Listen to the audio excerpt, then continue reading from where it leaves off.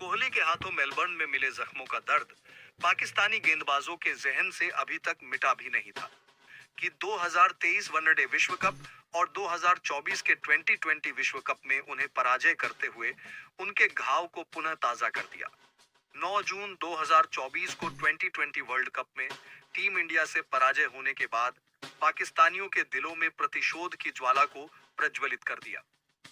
इस तपते हुए ज्वाला में पड़ोसी मुल्क पाकिस्तान चैंपियन ट्रॉफी में टीम इंडिया को हराने का ख्वाब अपनी आंखों में संजोए बैठे थे।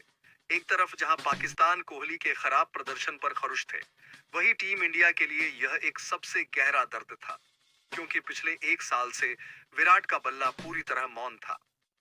23 फरवरी 2025 को होने वाले भारत बनाम पाकिस्तान के मध्य महामुकाबले में अगर कोहली का बल्ला नहीं चला तो उनकी जगह ऋषभ पंत को रिप्लेस कर देना चाहिए। क्रिकेट के पराकांड पंडित अब विराट कोहली की प्लेइंग 11 पर सवाल खड़े कर रहे थे। विश्व के महानतम बल्लेबाज विराट कोहली अब अपने ही टीम और संपूर्ण हिंदुस्तानियों के सबसे बड़े विलेन बन चुके थे। खैर, 9 फरवरी 2025 को आईसीसी चैंपियंस ट्रॉफी का महाकुंभ प्रारंभ होता है और अपने पहले ही मैच में यानी 20 फरवरी 2025 को टीम इंडिया ने बांग्लादेश को 6 विकेट से हराकर इस टूर्नामेंट में जीत का शंखनाद कर दिया। लेकिन उम्मीद के विपरीत इस मैच में भी कोहली के बल्ले से कुछ खास रन नहीं निकले। उन्होंने 38 बॉल में 22 रन बनाकर अपना विकेट गंवा दिया। 23 फरवरी 2025 को दुबई के इस खूबसूरत क्रिकेट मैदान पर चैंपियन ट्रॉफी का बहुप्रतीक्षित मुकाबला भारत बनाम पाकिस्तान के बीच होना था। चैंपियन ट्रॉफी, जो पाकिस्तान अपनी मातृभूमि में मेजबानी कर रहा था, अपने सीने में बदले के प्रतिशोध में जलता हुआ पाकिस्तान दुबई के सरजमी पर लैंड करता है। लेकिन मैच प्रारंभ होने से पहले हर बार की भांति पाकिस्तान अपनी मर्यादाओं की सीमा को भुलाकर शब्दों के तलवारों से प्रहार कर रहा था। खेल बदल गया, खेल बदल गया। घर चलो बेटा, बच्चे हो बच्चे। खैर, मैच प्रारंभ होता है। मोहम्मद रिजवान ने टॉस जीतकर पहले बल्लेबाजी करने का फैसला लिया। पाकिस्तान के सलामी जोड़ी इमाम और पाकिस्तान के रन मशीन बाबर आजम ने पारी की शुरुआत करी। समूचा पाकिस्तान इस टूर्नामेंट में टीम इंडिया को पराजय करने की अभिलाषा को समेटे हुए अपने मुल्क की दुआएं कर रहा था। दोनों ओपनर बल्लेबाजों ने पाकिस्तान को एक अच्छी और ठोस शुरुआत दिलाई, क्योंकि 7 ओवर का खेल खत्म हो चुका था। पाक टीम के खाते में बिना कोई विकेट खोए 37 रन दिखा रहा था। अपने इन दोनों बल्लेबाजों के इस पराक्रम में छुपी हुई अदम्य संघर्ष की आहट ने बदले की आग में जल रहे पाकिस्तान के प्रतिशोध को और भी भड़का दिया। उनकी आंखों में जीत की एक भूख और जोश से भरा इंतकाम था। 7 ओवर के पश्चात मूर्ख पाक के जहन में ये उम्मीद पल रहा था कि उनका राष्ट्र भारतीय गेंदबाजों की कब्र खोदकर वनडे वर्ल्ड कप 2023 और टी20 वर्ल्ड कप 2024 में मिले करारी पराजय का इंतकाम जरूर लेगा। खैर, जब टीम इंडिया का इंद्रप्रस्थ मोहम्मद शमी की सारी ताकत टूटने लगा, तो हिटमैन रोहित शर्मा ने अपने सबसे बड़े हथियार ब्रह्मास्त्र का प्रयोग किया और 8 ओवर में अपने सशक्त सखा हार्दिक पांड्या को बॉल सौंप दी।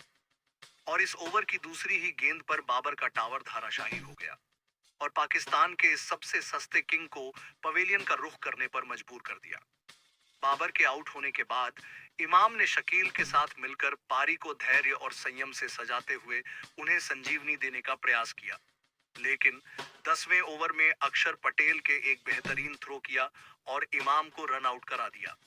इस शानदार थ्रो ने उस दौर की याद दिला दी जैसे इतिहास में इंजमाम रन आउट हुआ करता था। सिर्फ 2 ओवर के अंदर पाक टीम अपने 2 विकेट गंवाने के बाद मोहम्मद रिजवान ने खेल की स्थिति को समझते हुए सिंगल डबल लेकर पारी को आगे बढ़ाना उचित समझा। 20 ओवर का खेल खत्म हो चुका था। पाक टीम के खाते में 79 रन दिखा रहा था। मोहम्मद रिजवान पर पाकिस्तानी फैंस का भरोसा अभी भी मजबूत था। वे उत्साहित होकर जोर जोर से चिल्ला रहे थे कि रिजवान अभी अपनी पारी को धीरे धीरे बखूबी सजा रहा है। लेकिन कुछ देर पश्चात मैदान में उनका केटीएम की तरह बल्ले का रफ्तार आना बाकी है। पाक टीम के रन रेटों में ऐसे गिरावट हुआ जैसे किसी देश की अर्थव्यवस्था में जीडीपी नीचे जा रहा हो। खैर, 30 ओवर की समाप्ति के बाद पाक टीम के खाते में मात्र 129 रन दिखाई दे रहा था। आखिरकार रिजवान के इस टुक टुक घड़ी को शांत करने के लिए 34वें ओवर में रोहित शर्मा ने गेंद अक्षर पटेल को थमा दी और जैसे ही ओवर की दूसरी गेंद आई, उन्होंने रिजवान के स्टंप्स की गिल्लियां बिखेर कर मैच की दिशा को पलट दिया। पाक के सेनापति मोहम्मद रिजवान 77 गेंदों में सिर्फ 46 रन बनाकर उनके अदम्य साहसी संघर्ष ने दम तोड़ दिया और वे मैदान छोड़कर पवेलियन लौट गए। जबकि अगले ओवर में पाकिस्तान के बढ़ते उम्मीदों को कुचलते हुए मैदान में दौड़ रहे साउथ शकील को गेंदबाजी से ऐसे मात दी कि उनके दौड़ते कदम ठिठक गए। जैसे ही शकील के विकेट का पतन हुआ, पाकिस्तान के उम्मीदों के सारे धुएं एक पल में उड़ गया। शकील ने 76 गेंदों में 62 रन बनाकर पाकिस्तान के लिए एक महत्वपूर्ण पारी खेली। शकील के आउट होने के बाद खुशदिल शाह के अलावा पाक का कोई भी बल्लेबाज टीम इंडिया के गेंदबाजी अटैकिंग के सामने वह जज्बा, साहस और सामर्थ्य नहीं दिखा सका। अपने सिपाहियों को दम तोड़ता देख पाकिस्तान के नायक मोहम्मद रिजवान को अपनी टोली से भरोसा उठ चुका था, जिसके पश्चात उन्होंने अपने हाथों में अल्लाह की तस्वीर थामे दिल से कलाम पढ़ना आरंभ कर दिया। पाकिस्तान के और पढ़ रहे हैं। हाँ, वही मैं कुछ पूछ ना रहा था, कुछ कर क्या रहे हैं ये हाथ में कुछ है इनके? हाथ में ये तस्बीह है और तस्बीह हम इसमें जो अपना अल्लाह का कलाम है वो पढ़ रहे हैं, अल्लाह के नाम ले रहे हैं। उनके चेहरे पर नफरत थी, आंखों में दर्द था, पर इबादत में पराजय की सिहरन थी और उम्मीद की एक छोटी सी किरण थी। खैर, सिर्फ 49.4 ओवर में पूरी पाकिस्तान टीम 241 रन बनाकर ढेर हो गई। दुबई के इस मैदान में 241 रन बनाने के बाद उनके मन में यकीन और आंखों में ख्वाब संजोए बैठे थे कि हरीश, शाहीन और नसीम के तूफानी और दमदार गेंदबाजी इंडियन बल्लेबाजों को इस लक्ष्य तक पहुंचने से पहले ही थाम लेगी। टारगेट का पीछा करने के लिए भारत की ओर से रोहित शर्मा और शुभमन गिल पारी की शुरुआत करते हैं। जबकि पाक टीम का पहला ओवर लेकर आए शाहीन अफरीदी ने अपने पहले ही ओवर में सिर्फ 1 रन लुटाए, जिसके पश्चात पाकिस्तानी समर्थकों का दुबई के इस सुनहरे मैदान में अचानक उनका शोर बढ़ने लगेगा। लेकिन पाकिस्तानी का उत्साह में चिल्लाना रोहित शर्मा के लिए किसी भी परिस्थिति में सहन करने लायक नहीं था और दूसरा ओवर लेकर आए नसीम शाह को निशाना बनाया, साथ ही अपने अंदर के शैतान को जागृत किया और एक चौका एवं एक छक्का जड़कर कुल 10 रन उड़ाते हुए उनके शोर को एक पल में शांत कर दिया।